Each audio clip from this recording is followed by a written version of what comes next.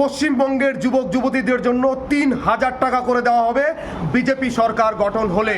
এটা আমি বলছি না, এটা বিজেপির সংকল্প পত্রে বলা হয়েছে সেখানে যে যতক্ষণ না পর্যন্ত আগামী 5 বছরে এই যুবক যুবতীদের কোনো কর্মসংস্থান হবে না বা যতক্ষণ না পর্যন্ত এদের কোনো চাকরি হবে না, ততদিন পর্যন্ত এই ৩,০০০ টাকা করে তাদেরকে দেওয়া হবে।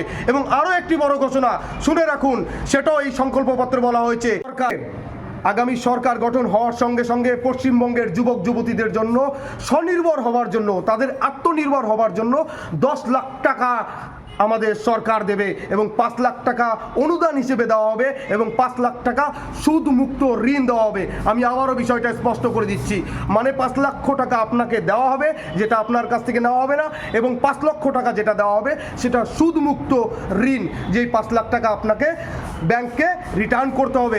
এমন একটা প্রকল্প নিয়ে আসছে আমাদের বিজেপি সরকার, শুধুমাত্র সরকারটা যদি গঠন হয়। তাই আগামী দিনে এই সরকারকে গঠন করুন, বিজেপি সরকারকে নিয়ে আসুন এবং আমরা সবাই মিলে স্বনির্ভর এবং আত্মনির্ভর হব।